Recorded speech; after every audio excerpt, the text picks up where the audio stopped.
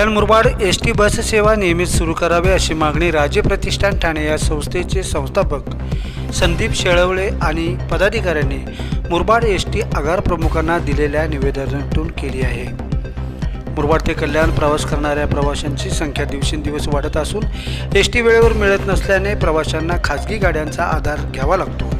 मागील सोमवारी कल्याण मुरबाड महामार्गावर क्षमतेपेक्षा जास्त प्रवासी घेतलेल्या इको कार आणि मिक्सर ट्रक यांच्यात रायती पुलावर झालेल्या भीषण अपघातात 11 प्रवाशांना आपला जीव गमवावा लागला।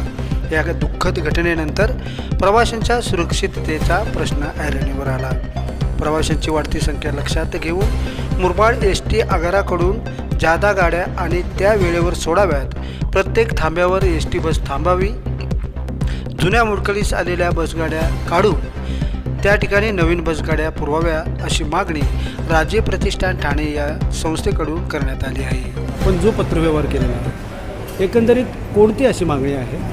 आमच्या प्रमुख मागण्या म्हणजे असे आहेत का कल्याण ते मुरबाड या ज्या फेऱ्या आहेत त्या तुम्ही वाढवल्या पाहिजेत आणि ज्या नगरला जाणाऱ्या बसेस आहेत त्या बसमध्ये जेव्हा आमचे प्रवासी चढतात मुरबाडला येणारे त्यांना असं नाकारलं जातं, तुम्ही या बसमध्ये येऊ नका, आम्हाला अगोदरच बुकिंग आहे, मग ते नाकारलं नाही पाहिजे। आमचा प्रत्येक येणारा प्रवासी हा मुरबाडपर्यंत जर येत असेल तर त्याला प्रत्येक बसमध्ये घेतलं पाहिजे, हे आमच्या मागण्या आहेत। आणि दुसरी गोष्ट म्हणजे तुमच्या बसेस ज्या आहेत त्या तुम्ही एक काहीतरी बस भरल्यानंतर लगेच दुसरी बस तिथे लागली पाहिजे।